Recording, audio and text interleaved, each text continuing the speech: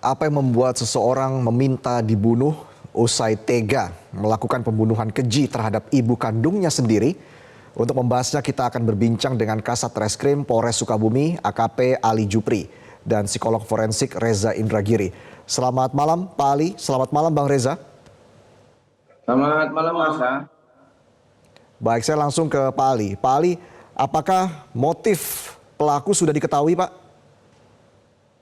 Jadi sejauh ini kami terus melakukan pemeriksaan. Kenapa pelaku melakukan aksi kejam terhadap ibu kandungnya? Sampai saat ini pelaku mengakui bahwasannya pelaku merasa kesal, marah karena sering dimarahi oleh ibunya dan juga sering melakukan pemukulan. Makanya pelaku saat itu juga marah dan melakukan perbuatan pembunuhan tersebut, Mas. Artinya pelaku sudah bisa memberikan keterangan begitu ya Pak kepada pihak kepolisian? Selama ini bisa kita minta keterangan meskipun kita kadang bertanya namun menjawabnya 15 menit kemudian. Jadi terlihat pelaku ini seperti yang kurang cepat dalam berpikir itu, Mas. Ketika ditahan bagaimana kondisi pelaku? Apakah pelaku ada perasaan penyesalan begitu dari diri pelaku karena sudah membunuh ibu kandungnya sendiri? Kalau kami lihat dengan perilaku pelaku yang termenung, diam, seperti bingung, dia menyesali daripada apa yang dilakukan selama ini, Mas. Apa saja barang bukti yang diamankan, Pak Ali? Kami telah mengamankan daripada garpu tanah yang menjadi alat pelaku melakukan pembunuhan dan juga pakaian daripada korban dan juga pelaku yang ada lumuran darah di baju daripada pelaku sendiri, Mas. Sebenarnya kegiatan sehari-hari dari pelaku ini apa, Pak Ali? Kalau dari pengakuan pelaku dan tetangga yang sering melihat, pelaku ini kerjanya serabutan, kadang kerja, kadang di rumah. Namun kebanyakannya seharian dengan ibunya atau korban sendiri tertutup dengan tetangga samping kanan kirinya, Mas. Jadi motifnya ini merasa kesal karena sering dimarahi oleh ibu kandungnya, bahkan sempat dipukul begitu ya, Pak Ali ya? Betul, Mas. Jadi yang kita tanya dan kita dalami sampai dengan saat ini masih mengakui bahwasanya dia merasa marah ya karena dimarahin dan pernah dipukul oleh ibunya, Mas. Baik, soal pelaku kesal dengan ibunya karena tidak diberikan motor, apakah itu salah satu pemicunya juga, Pak Ali?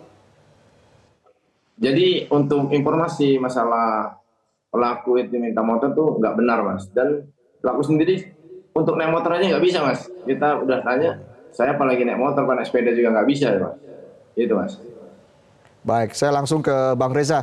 Bang Reza, jika melihat kondisi kejiwaan juga dari pelaku ini, karena tadi motifnya dimarahi, lalu juga sempat dipukul oleh ibunya, tapi dengan tega hal itu menjadi pemicu untuk pelaku membunuh ibu kandungnya sendiri dengan keji begitu. Bang Reza, bagaimana Anda melihat situasi ini, Bang?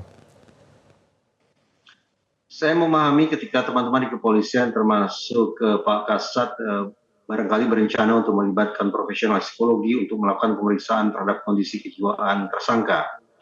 Namun kalau saya boleh berharap mudah-mudahan pemeriksaan psikologis itu justru tidak menghasilkan temuan-temuan yang di kemudian hari bisa saja dimanfaatkan oleh tersangka ataupun penasihat hukumnya untuk lolos dari jerat pidana. Karena saya bayangkan perilaku keji sedemikian rupa patut untuk diberikan sanksi pidana yang berat, maka sudah barang tentu temuan psikologis yang tanda petik menjadi harapan kita adalah tersangka waras, tersangka normal, tersangka sehat. Karena itulah satu-satunya asumsi agar tersangka atau pelaku kejahatan secara umum bisa dimintai pertanggungjawaban secara pidana.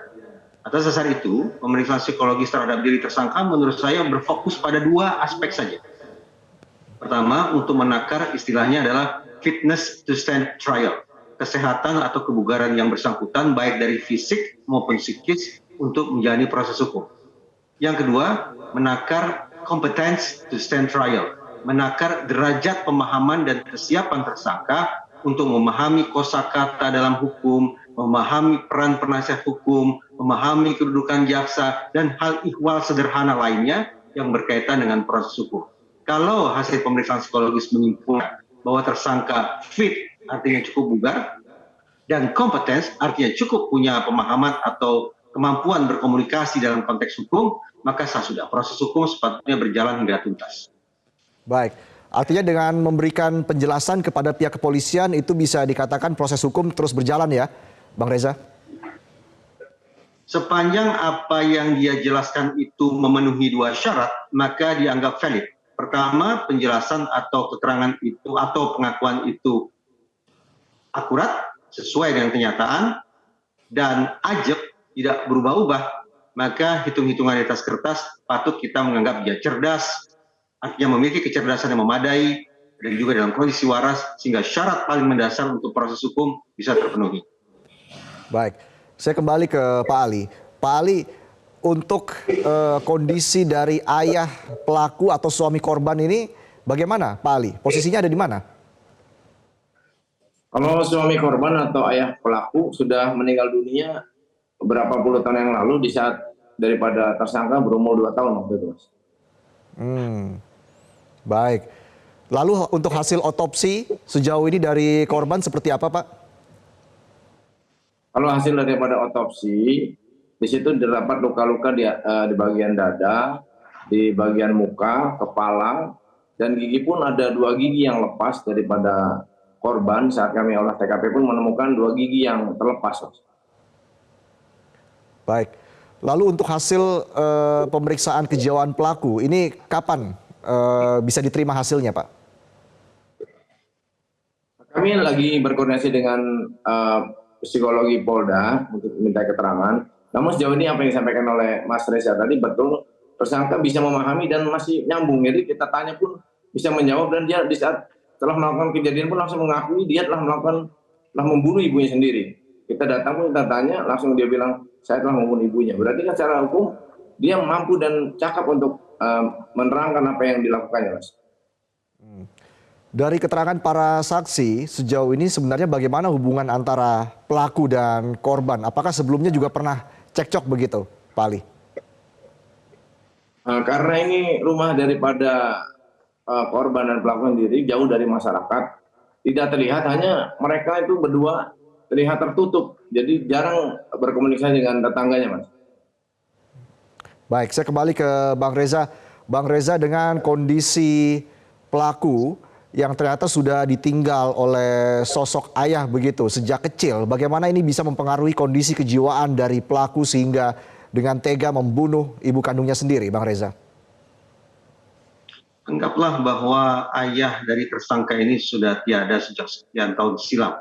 Tetapi seandainya peran pengasuhan di dalam keluarga itu tetap optimal, apakah peran pengasuhan itu dijalankan oleh orang tua tunggal atau dengan melibatkan keluarga besar, maka hitung-hitungan di atas kertas kita patut berharap bahwa betapapun seorang individu berstatus sebagai yatim atau piatu, namun proses tumbuh kembangnya bisa optimal sehingga diharapkan tidak melakukan perbuatan-perbuatan yang menyimpang.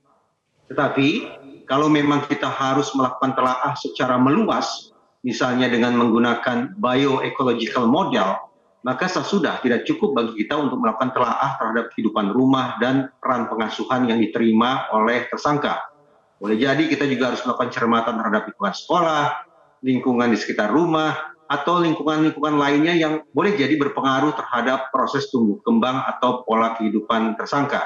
Namun tadi saya katakan, ketika kita melakukan telaah yang sedemikian luas, dikhawatirkan justru menghasilkan temuan-temuan yang kontraproduktif bagi proses hukum itu sendiri.